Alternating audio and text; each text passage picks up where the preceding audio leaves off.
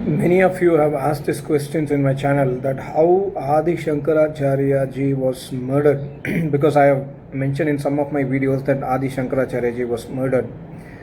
Maharishi Dayananda Saraswati in his book Light of Truth, this is the book Light of Truth, a really wonderful book. Everybody must read this book. If you know Hindi, I would suggest you to read the Hindi book. Hindi is better than English book.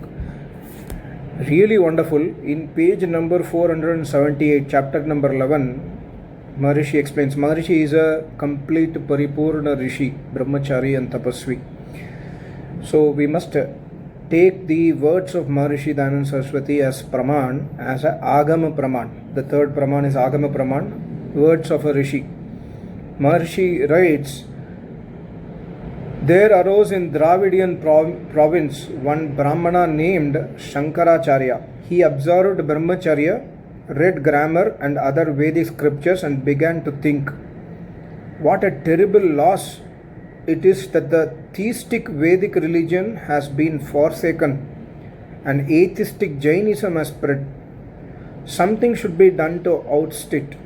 Shankaracharya ji had not only read the Vedic literature, but he also studied the Jaina scriptures and his arguments were very strong. The question was how to oust Jainism.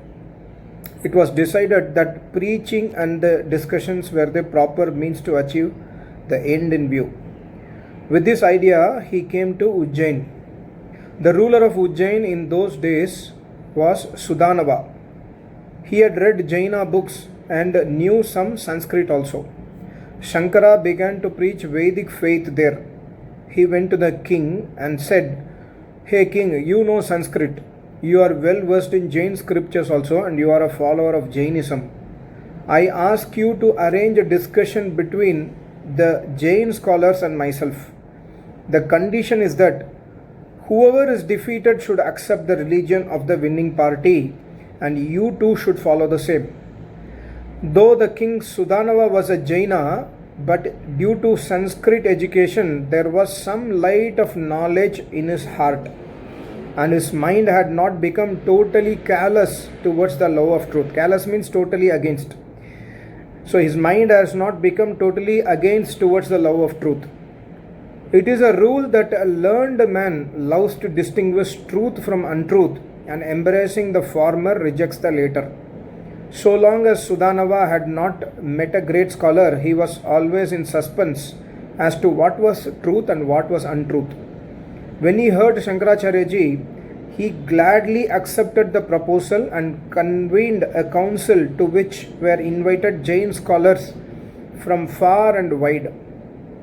To support the Vedic religion and to refute Jainism was the task of Shankara, while Jain scholars were asked to advocate Jainism and criticize Vedism.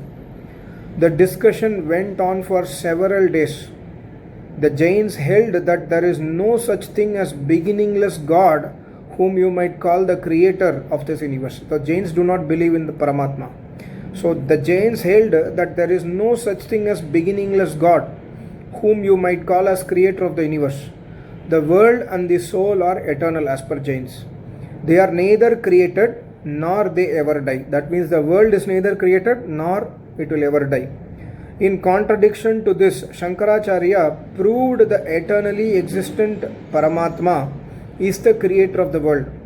The world and the soul are unreal. This is Shankaracharya's philosophy. The world and the soul are unreal. God created the world through his Maya. He is its sustainer and dissolver. Souls and the world are dream-like unrealities. See, these are all the theories of Shankaracharya. I will read out fully, please listen carefully. So Shankaracharya believed or he propounded the theory that the world and the soul are unreal. God created the world through Maya. He, that is Paramatma, is the sustainer and dissolver. Souls and the world are dream-like entities, unrealities. God of himself assumes different shapes and displays his sport. The debate continued for a long time.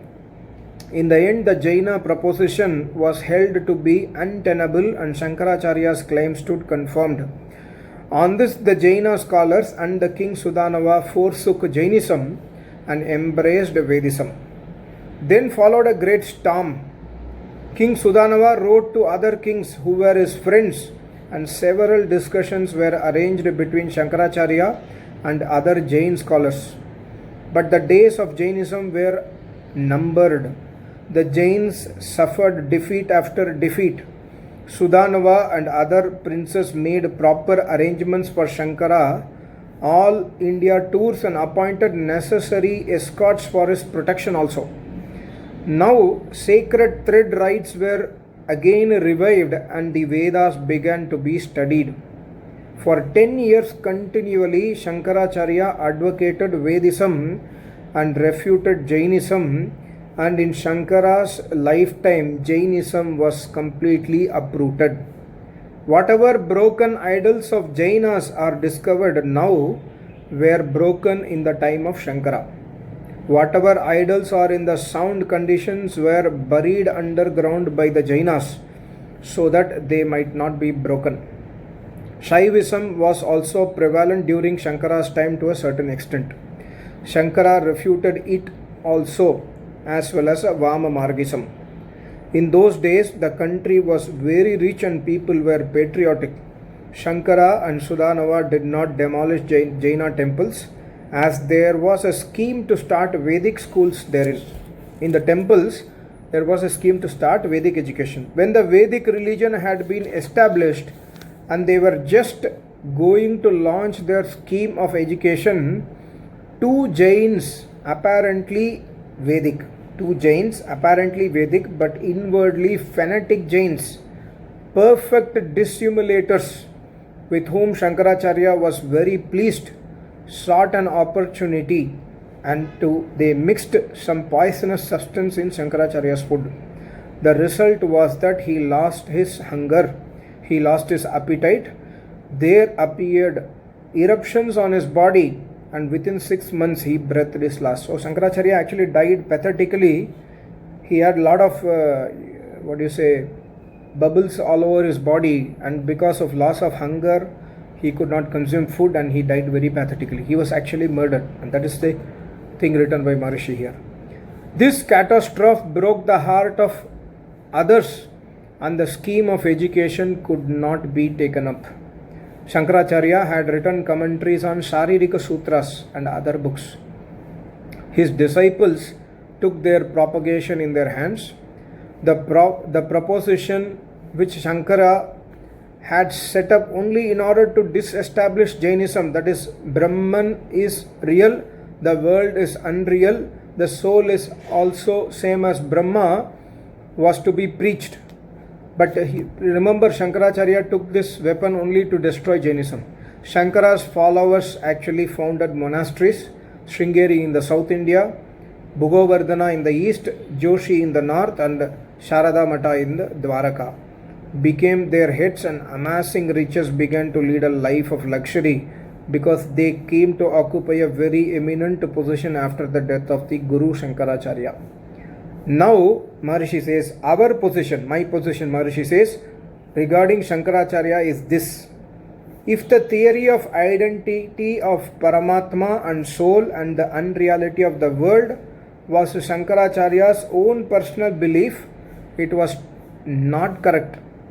However, if he took this position only to overcome the Jainas, there was some little good in it.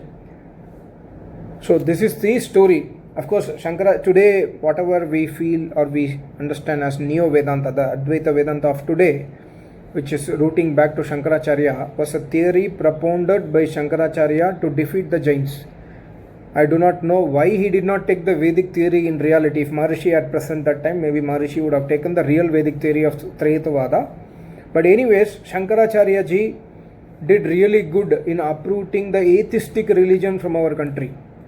If Shankaracharya had not been there, our country would be 100% atheist. At least because of Shankaracharya, some amount of theism is present in our country. But unfortunately, because of his murder, after the murder, whatever he had in his mind went away with him, and thereby our country permanently sunk into darkness. And later on, in the last 200 years after Maharishi, after Shankaracharya ji died, the biggest reformer was Maharishi Dayananda Saraswati. And Maharishi re-established the Vedic Dharma, propounding the real theory from the Nirukta time.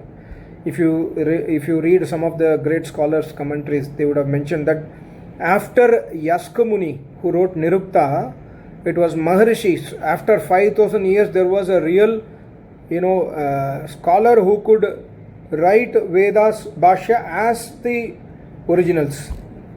So Maharishi did that activity, and Maharishi also debated with the Neo-Vedantists. In this 11th chapter, you can read how he debates with the Neo-Vedantists and uproots the Neo-Vedanta, the present Advaita Vedanta. So Shankaracharya, the purpose I am making this is, many people have commented that you do not have any reference. See, Maharishi has written something that means that he has a proof for that. He had a proof for that. Many books what Maharishi has written in the first chapter or the second education chapter is not there today. So Maharishi had so many books which are burnt over a period of time. Maharishi had so many proofs with him which is not available today. But Maharishi has written truth about Shankaracharya. Shankaracharya did not promote idol worship. Shankaracharya ji was murdered by the Jainas. So this truth we must understand, and we must surrender ourselves to the pure Vedic Dharma and follow the Veda Vidya which speaks about the Traitvad. Vedic Traitvad is Paramatma is real, Satya, and Jivatma is also real, Satya, and Prakriti is also real, Satya. These three are uncreated. These three cannot be created, cannot be destroyed. And Paramatma creates the world with the help of Prakriti. Thank you so much. Namaste. Om.